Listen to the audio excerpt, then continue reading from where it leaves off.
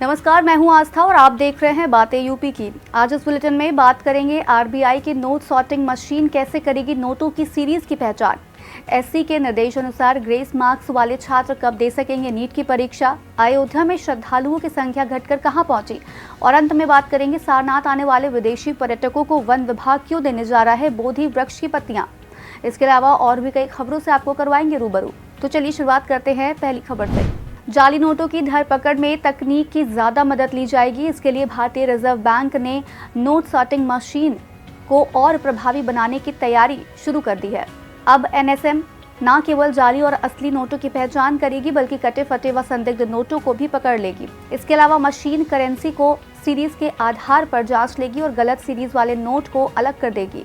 इस संबंध में गठित कमेटी ने एनएसएम में संशोधन को लेकर सिफारिश की थी, जिसे स्वीकार कर लिया गया है। एनएसएम नई कसौटी पर खरी उतरती है या नहीं, इसकी जिम्मेदारी भारतीय मानक ब्यूरो की है। नीट यूजी धांधली मामले में आज छात्रों को बड़ी जीत हासिल हुई है। सुप्रीम कोर्ट ने नीट परीक्षा परिणाम में अनियमितता को देखते हुए एनटीए को 1563 छात्रों का ग्रेस मार्क्स रद्द करके फिर से नीट एग्जाम आयोजित करने का निर्देश दिया है। न्यायमूर्ति विक्रम नाथ और न्यायमूर्ति संदीप मेहता की बेंच ने मामले की सुनवाई की। एनटीए ने अपनी सफाई में कहा कि कुछ एग्जाम सेंटर्स पर लॉस ऑफ टाइम की वजह से कुल 1563 छात्रों को ग्रेस मार्क्स दिए गए हैं, जिसकी वजह से 44 छात्रों के मार्क्स 720 हुए। छात्र या तो 23 जून को री एग्जाम में बैठ सकते हैं या फिर बिना ग्रेस मार्क्स वाले पुराने स्कोर के साथ ही काउंसलिंग की तरफ आगे बढ़ सकते हैं। राम मंदिर में श्रद्धालुओं की संख्या लगातार कम हो रही है। पिछले कुछ दिनों में महज 63,000 लोग ही दर्शन करने पहुंचे। इसका असर राम मंदिर में आने वाले दान पर भी पड़ा है। रामलला को अर्पित की जा रही निधि समर्पण में 50% कमी आई है। प्राण प्रतिष्ठा के बाद जहां रोजाना 1.5 से 2 लाख श्रद्धालु रामलला के दर्शन करते थे, वहीं अब ये आंकड़ा 60 से 80,000 के बीच पहुंच गया है। यही हाल राम मंदिर में आने वाले दान का भी है। रामलला को हर माह विभिन्न माध्यमों से करीब 1.50 करोड़ का दान आता रहा है, लेकिन मई में दान में भारी कमी आई है। उत्तर प्रदेश के आगरा में पहला लॉजिस्टिक हब बनेगा। इसे विकसित करने में 570 करोड़ रुपए की लागत आएगी।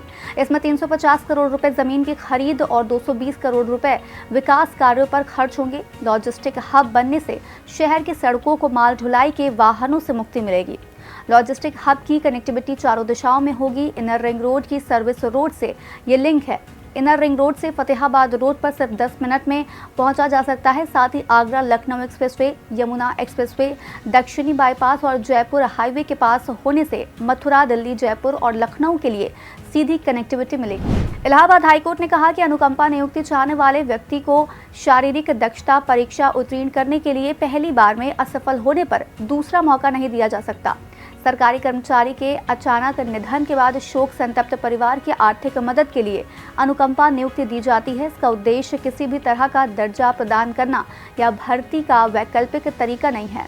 न्यायमूर्ति महेश चंद्र त्रिपाठी और न्यायमूर्ति अनीश कुमार गुप्ता की पीठ ने राज्य सरकार की विशेष अपील पर यह आदेश दिया। रोडवेज के बेड़े में जल्द ई बसें शामिल की जाएंगी। शासन स्तर पर ई बसों की खरीद और निजी कंपनियों की ई बसों की सेवाएं अनुबंध पर लेने की प्रक्रिया शुरू होने के साथ ही स्थानीय स्तर पर इसके संचालन की तैयारियां होने लगी हैं। बरेली रीजन का पहला ई बस चार्जिंग स्टेशन बदायूं में बनाया जाएगा। दूसरे चरण में बरेली के पुराना रोडवेज बस अड्डे को ई बस डिपो के रूप में विकसित किया जाएगा। पहले चरण में रीजन को 2 खेप में 50 ई बसें मिलनी हैं। अगले 3 महीने में रीजन को ई बसों का आवंटन शुरू हो जाएगा। पीलीभीत टाइगर रिजर्व घूमने के शौकीन सैलानियों को अब 25 जून तक सैर करने का मौका मिलेगा। इसके लिए प्रधान मुख्य वन संरक्षण की ओर से पर्यटन सत्र का समय 10 दिन बढ़ाने के आदेश जारी किए गए हैं। अभी 15 जून को ही सत्र समाप्त होना था। आदेश जारी होने से गाइड और चालकों में भी खुशी है।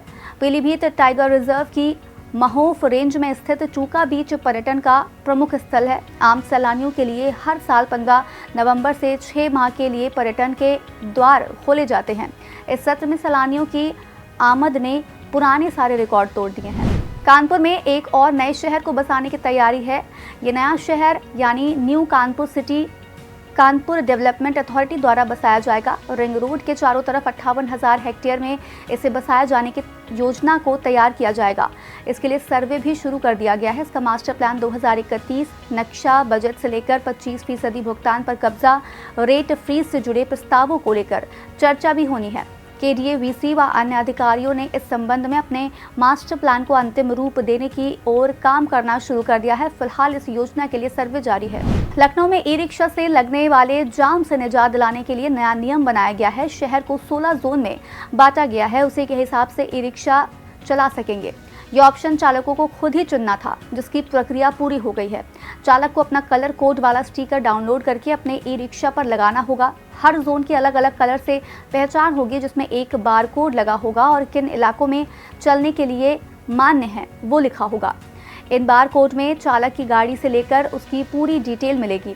कलर कोड से उसके इलाके की पहचान हो सकेगी। भगवान बुद्ध की प्रथम उपदेश स्थली सारनाथ में बोधि वृक्ष यानी कि पीपल के दर्शन करने के लिए देश ही नहीं विदेशों से भी हजारों लोग आते हैं, मगर वह वृक्ष दिन प्रतिदिन टूट कर गिर रहा है। इसे अब वन विभाग विरासत के रूप में सहेज रहा है। इतना ही नहीं, वृक्ष से गिरने वाली पत्तियों को भी वन विभाग सहेज रहा है। उन पत्तियों का ऐतिहासिक महत्व बताते हुए विदेशियों को उपहार स्वरूप दिया जाएगा। बोधि वृक्ष अपनी पीढ़ी का चौथा पेड़ है। साथ ही भगवान बुद्ध के सारनाथ में प्रथम उपदेश से जुड़ा है। इसी वृक्ष के नीचे बैठकर भगवान बुद्ध ने अपने प्रथम 5 शिष्यों को उपदेश दिया था। आज का यूपी में फिलहाल इतना ही। अपने शहर की बड़ी खबरों का अपडेट पाने के लिए बने रहिए हमारे साथ और देखते रहिए बातें यूपी की।